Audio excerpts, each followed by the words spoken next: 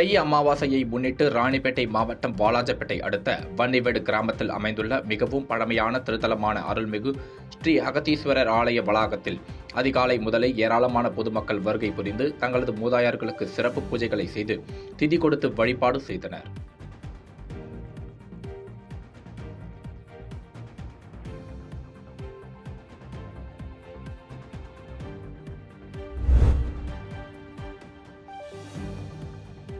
நாமக்கல் மாவட்டம் மோகனூர் காவிரி ஆற்றின் கரையில் தை அமாவாசையை முன்னிட்டு ஏராளமானோர் மறைந்த தங்களது முன்னோர்களுக்கு தர்ப்பணம் செய்து வழிபாடு நடத்தினர். அதிகாலையிலேயே காவிரி ஆற்றில் புனித நீராடி வேத விற்பனர்கள் மூலம் பலிகர்மம் பூஜை செய்தனர். வாழை இழையில் பச்சரிசி பூ, தர்ப்பை, பச்சரிசி எல் போன்ற வைத்து பூஜை செய்து அதனை காவிரி ஆற்றில் கரைத்து புனித நீராடினர். இதில் நாமக்கல் மோகனூர் சுற்றுவட்டாரத்தை சேர்ந்த ஏராளமானோர் வழிபாடு நடத்தினர்.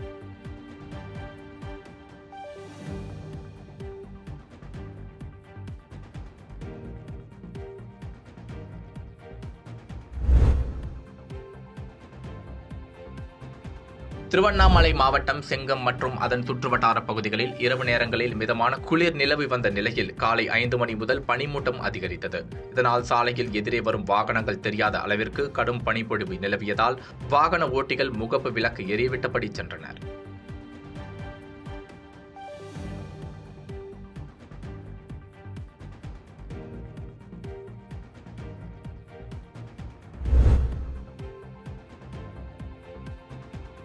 சென்னை எண்ணூர் கத்திவாக்கம் நெடுஞ்சாலையில் உள்ள புனித சூசையப்பர் வளாகத்தில் பெருநகர சென்னை மாநகராட்சி திருவொற்றியூர் மண்டலம் 2வது வட்டத்தின் சார்பில் கிராம சபை கூட்டம் நடைபெற்றது. மாமன்ற உறுப்பினர் எஸ். கோமதி சந்தோஷ்குமார் தலைமையில் நடைபெற்ற நிகழ்வில் பெருநகர சென்னை மாநகராட்சி அதிகாரிகள், காவல்துறையினர் மற்றும் பொதுமக்கள் பலர் கலந்து கொண்டனர். கூட்டத்தில் பொதுமக்கள் மற்றும் அதிகாரிகள் முன்னிலையில் எண்ணூர் வணிக வளாகத்தை பெரியார் வணிக வளாகமாக மாற்ற ஒருமனதாக தீர்மானம் நிறைவேற்றப்பட்டது. மேலும் அப்பகுதியில் உள்ள பொதுமக்கள் குறைகளை தெரிவித்தனர்.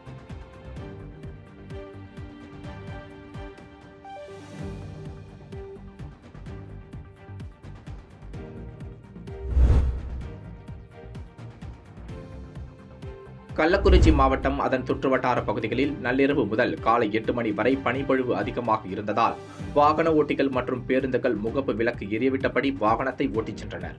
மேலும் கடந்த 2 நாட்களுக்கு மேலாக இப்பகுதியில் பனிப்பொழிவு அதிக அளவில் உள்ளதால் வாகன ஓட்டிகள் கடும் சிரமத்திற்கு உள்ளாகின்றனர்.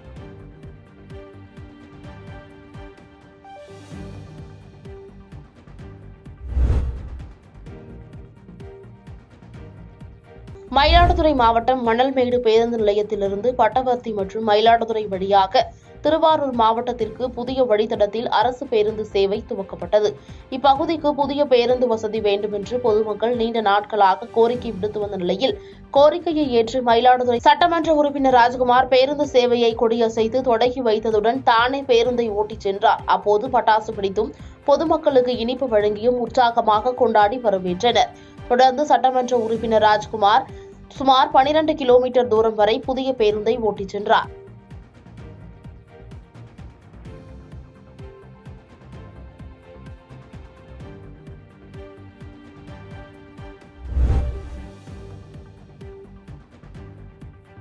இந்திய அரசின் ஆயுஷ் துறையின் மத்திய சித்த மருத்துவ ஆராய்ச்சி மையம் மற்றும் தேசிய சித்த மருத்துவ நிறுவனம் இணைந்து கடந்த மாதம் 24ஆம் தேதி சித்த மருத்துவ விழிப்புணர்வு பைக் பேரணியை டெல்லியில் தொடங்கினர்.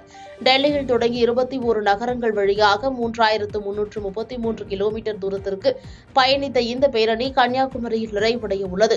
22 பேர் கலந்து கொண்டுள்ள இந்த பேரணி மயிலாடுதுறையை வந்தடைந்தது. அப்போது மாவட்ட சித்த மருத்துவ அலுவலர் பத்மநாபன், புதுச்சேரி சித்த மருத்துவ மண்டல ஆராய்ச்சி நிலைய ஆராய்ச்சி அலுவலர் லாவண்யா ஆகியோர் வரவேற்பு அளித்தனர். பேரணியில் வந்தவர்கள் மயிலாடுதுறையில் நடைபெற்ற புத்தக கண்காட்சிக்கு சென்று சித்த மருந்துகள் அடங்கிய கிட்களை பொதுமக்களுக்கு வழங்கினர். இந்த பேரணி தஞ்சாவூர் வழியாக சென்று பிப்ரவரி 11ஆம் தேதி கன்னியாகுமரியில் நிறைவடைய உள்ளது.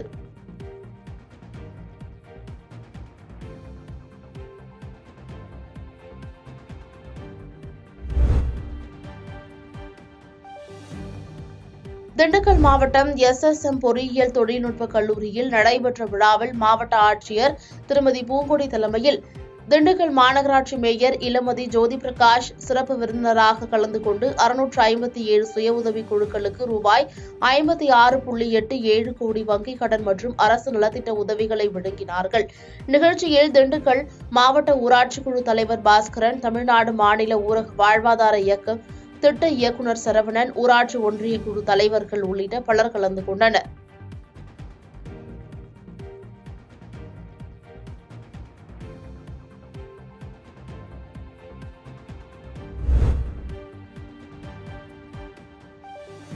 கடந்த வாரம் நாடாளுமன்றத்தில் மத்திய இணையமைச்சர் எல் முருகனை திமுக எம்பி டி.ஆர். பாலு இழிவாக பேசியதை கண்டித்து நாமக்கல் கிழக்கு மாவட்ட பாஜக தலைவர் சத்தியமூர்த்தி தலைமையில் சுமார் 200க்கும் மேற்பட்டோர் கண்டன ஆர்ப்பாட்டத்தில் ஈடுபட்டனர். இதில் பட்டியல் சமூகத்தினரை கொச்சைப்படுத்தாதே, டி.ஆர். பாலுவை கைது செய் உள்ளிட்ட பல்வேறு கோஷங்கள் முழங்கியவாறு ஆர்ப்பாட்டத்தில் ஈடுபட்டனர்.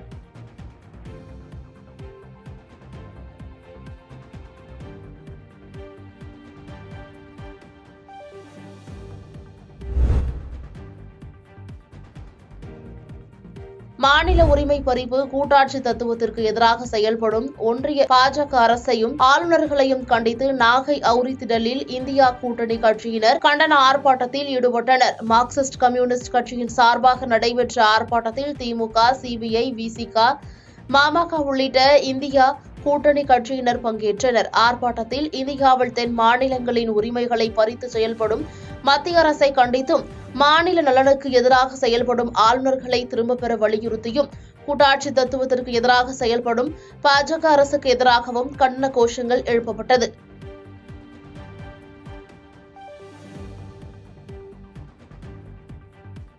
பாதகம் செய்பவரை கண்டால் நாம் பயங்கொள்ளலாகாது பாப்பா, மோதி மிதித்து விடு பாப்பா, அவர் முகத்தில் உமிழ்ந்து விடு பாப்பா. அண்மை செய்திகளை உடனுக்குடன் தெரிந்து கொள்ள இணைந்திருங்கள் இயம்நாடு தொலைக்காட்சியுடன்.